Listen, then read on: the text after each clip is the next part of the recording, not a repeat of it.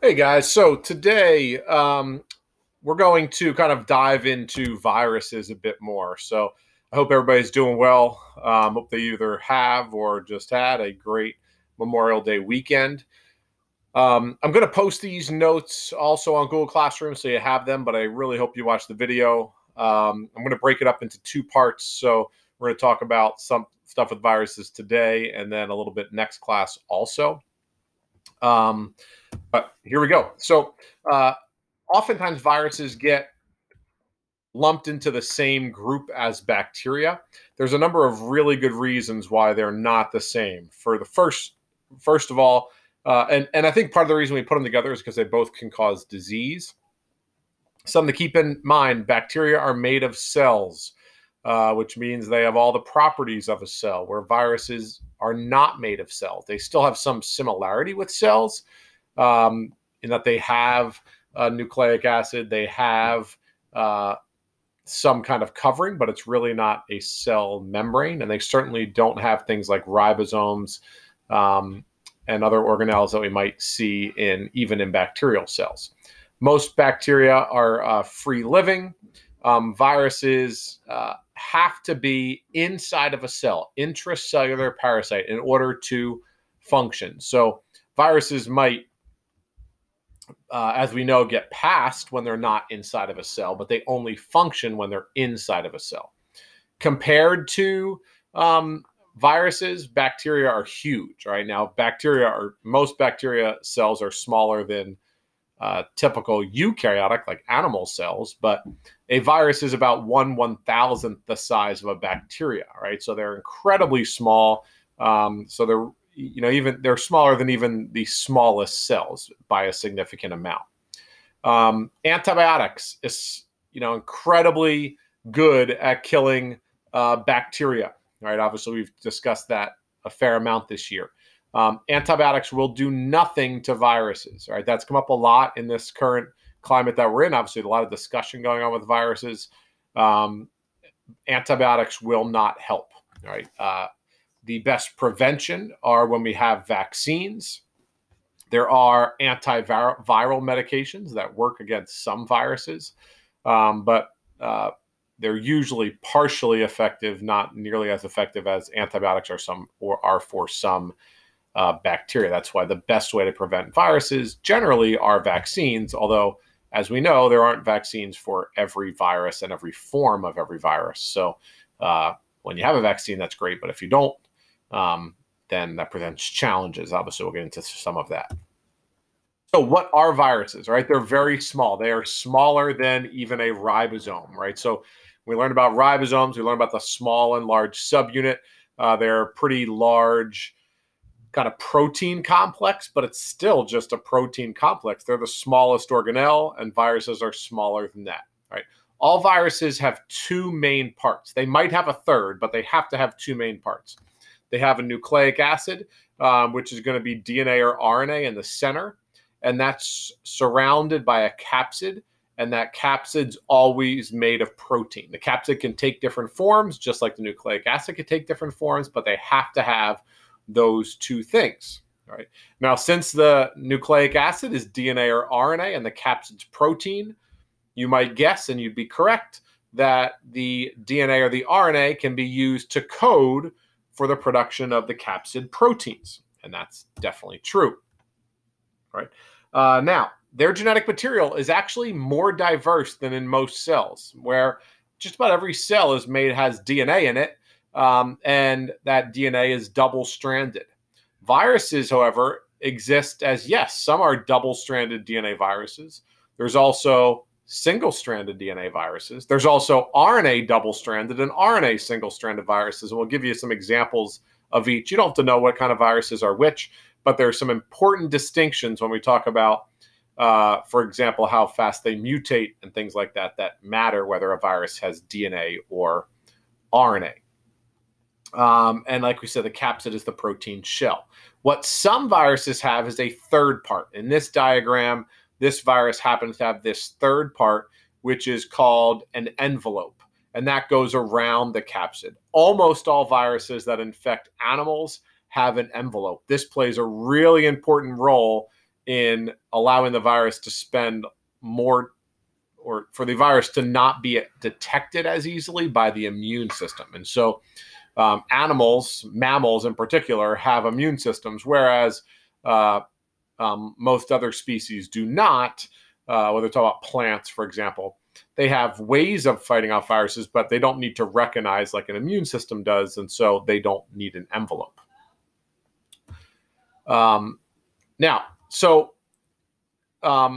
All viruses have a somewhat limited host range. What that means is, for the most part, a virus that infects a certain species of animal will not infect all other animals, right? They might affect a few different animals, but it's usually a relatively small number. For the most part, the virus that might infect you will likely not infect your dog. This has come up a lot recently with coronavirus, not just specifically the COVID-19 virus, not just the fact that it almost certainly came from, did come from an animal at some point, maybe a species of bat. We'll get into that more next class, but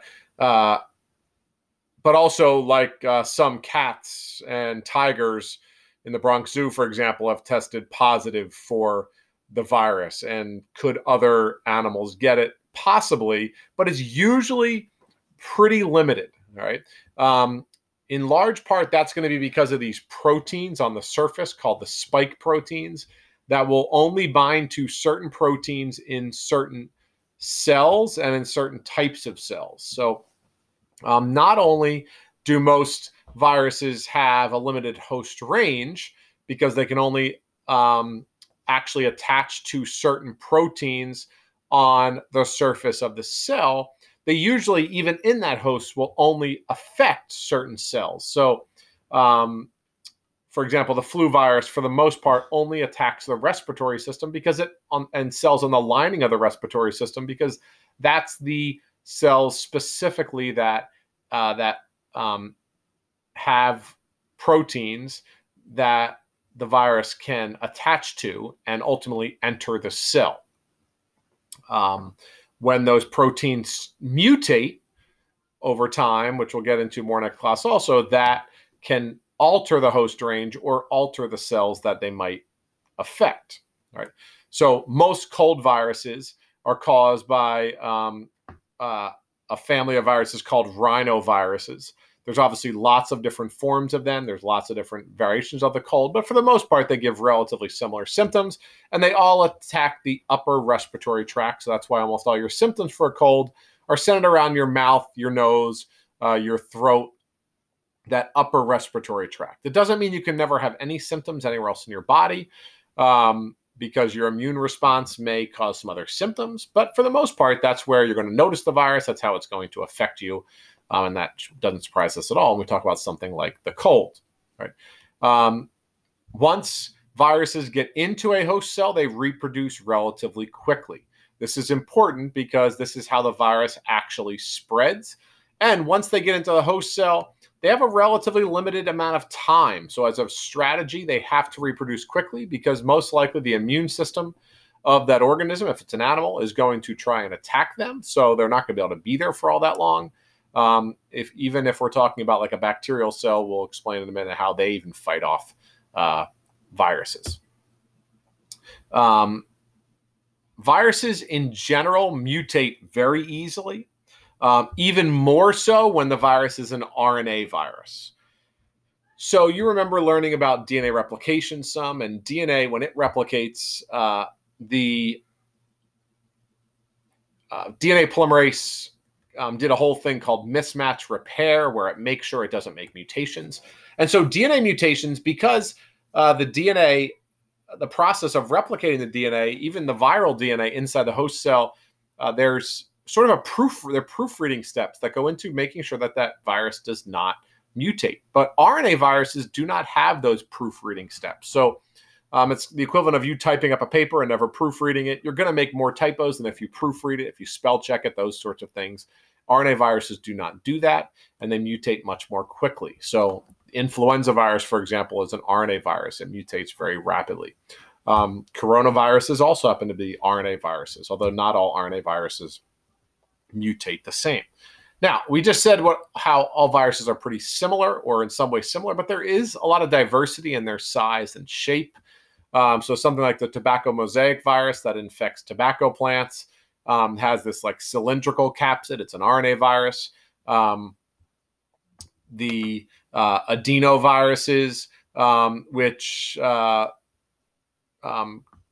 can cause some cold-like symptoms. They're this icosahedral shape. If there's 20 equilateral triangles. If you ever played Scattergories, what the dice looks like. Here we have the influenza virus that has this membranous envelope. That's why it infects animals. Bacteriophages infect bacteria. We saw these back when we learned about DNA in the first place and that Hershey Chase experiment. So we've seen some of that before. Now, if we look simply at generally speaking, how viruses work, right? Specifically in like a typical animal virus, for example. This one doesn't have an envelope, but it's similar with an envelope. The virus docks on the surface of the cell, right? And it becomes uncoated, which means the capsid basically breaks apart. It injects its DNA, if this is a DNA virus, right? It does a few things with that DNA. Some of that DNA is going to be replicated to make more DNA so that when you make new viruses, you have DNA. Other DNA is going to be transcribed into RNA, right? So how do they do that? How does the virus do this? It uses RNA polymerase, DNA polymerase, helicase, all the enzymes that are in the host cell. So the virus doesn't have all those enzymes capable of replicating its genetic material. It doesn't have the ability to make RNA through transcription. It doesn't have the ability to make these capsid proteins through translation, which takes ribosomes, tRNA, all the enzymes involved in translation. But it uses what's in the cell. So you get a whole lot of viral proteins, the capsid proteins. You get a whole lot of viral DNA, and they become assembled into viruses. And then somehow those viruses will escape that cell. And I say somehow because there's a few different methods. It's not that we don't know how, but based on what type of virus, sometimes they leak out slowly. Sometimes they stay in the cell until eventually the cell lyses or explodes. But eventually those viruses are going to be released, and now they can go infect other cells, whether it be in this host or other hosts. When we talk about bacteriophages in particular that infect bacteria, there's two main groups. And animal cells kind of fit into these two also, although it's a bit more complex. So the lytic cycle uses lytic cycle, think lytic lice. It uses all of the host cell's machinery to replicate, to make viruses. And then when there's enough viruses inside of that cell, eventually that cell is going to lyse, basically explode. The cell dies and the viruses are released very quickly. Right? Another strategy that some viruses use is what's called the lysogenic cycle. This tends to be much more opportunistic. So these viruses, they inject their DNA. The DNA becomes part of the host cell's DNA. And then it just sits there. And basically it waits until conditions are ideal. Then the cell starts to make virus. And eventually it'll probably still go to the lytic cycle. Right? Some things that will do that is certain chemicals. Exposure to UV radiation might do that. A slowed immune response might do that. And then there's other that can kind of use either one. So viruses that infect bacteria cells like bacteriophages, we learned about this. I'm not going to spend much time on it, but they basically inject their DNA into the cell. They have to go through a cell wall, so it's a bit more complex. They have to put a lot of energy into this injection system. But if it's a lytic cycle, you can see they inject their DNA, ultimately they make viruses, and eventually the cell lyses and the viruses leave. If it's a lysogenic cycle, it kind of looks the same for a while. And even if those cells divide, because the DNA from the virus is part of the bacterial cell's DNA now, when they replicate their DNA, they're basically passing more of the viral DNA along until, under ideal conditions, the viruses leak out and now they can infect other bacterial cells.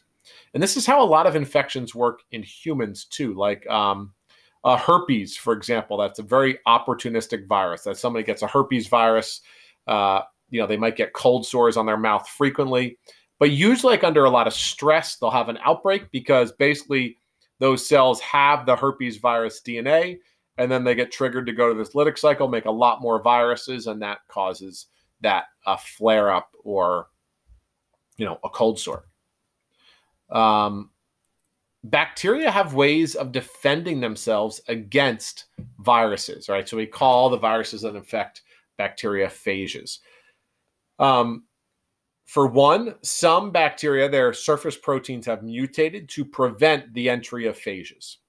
This is actually a fascinating thing, even with humans. We know some people are naturally immune to certain viruses, and it's because those viruses never even get into their cells. We know about 10%, for example, of people of Caucasian descent are immune to HIV because they happen to have a mutation that prevents HIV virus from actually infecting, ever being injected into their cells.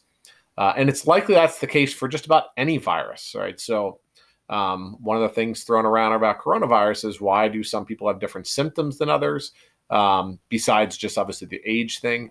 Almost certainly some of it's genetics, just by chance. Even though it's a new virus, some of us are more immune than others. And there's probably some people who are 100% immune to this virus. They could drink a glass of COVID-19 and maybe still not get it, right? We don't know that, but that's possible. All right. Sorry for that bad mental image. Number two, restriction enzymes. So we learned about restriction enzymes. We learned about DNA technology, and restriction enzymes destroy DNA by cutting DNA at a specific sequence. And so if that's in a bacteria, any foreign DNA that's injected, those restriction enzymes find that sequence and cut it up. Even if you cut up a piece of DNA once, that's usually enough to prevent it from reproducing and causing more viruses. And finally, a new system that we've recently worked a lot with in DNA technology, you've probably heard of before, I've mentioned it once or twice, is the CRISPR-Cas9 system. This enzyme also cuts up DNA that's invaded. The cool thing that we've done now is we've used this to cut up DNA on purpose and insert genes. And we're not going to get into that too much right now, but one of the cool things is a lot of our biotechnology has come out of naturally occurring things in bacteria, and a lot of it is how they prevent themselves from being infected by viruses. All right. Just to kind of close out, animal viruses, like I said, usually have an envelope and frequently are RNA viruses. So there's going to be a little bit of a difference here. The first thing is the envelope of the virus usually fuses with our cell membrane, and the rest of the virus gets injected, right? But now you have RNA. So if you have RNA already, you don't have to make copies of DNA. That RNA, a few things can be done. For one, much of it is basically like mRNA, so it can be used to make proteins by the ribosomes. And then you can copy RNA to RNA to make more RNA. And then the virus will actually use part of your cell membrane to cloak itself. Because our immune system recognizes before, so it basically wraps itself and leaves the cell almost like a type of exocytosis, with taking some of the cell membrane with it. And one of the benefits here is for the virus is that might help it be harder to detect by the immune system because it's actually covering itself in part of your own cell. It's a little bit of an invisibility cloak. It's not a perfect system because they still have proteins we call these spike proteins that are part of the virus. So eventually your immune system should recognize it and ultimately mount immune response. But again, the virus's goal is to kind of infect as many cells as it can before getting recognized, because the more viruses it produces, the more chance it has to be to finding a new host, right? And obviously, evolution would favor viruses that do not get detected by the immune system because they reproduce and they get passed on. Whereas viruses that are easily fought off by the immune system and don't really have an opportunity to get past won't stick around for all that long, right? And that's where we're going to kind of wrap up for today. So again, I hope everybody has a great weekend. If you're watching this after Memorial Day weekend, I hope that you had a great weekend. There's no assignment to go along with these notes. The video I know is kind of long, but I encourage you to look through the notes, watch the video, and obviously we'll be doing some more of this stuff with virus, but I want to make sure we get the information out to you first. So I hope that was helpful.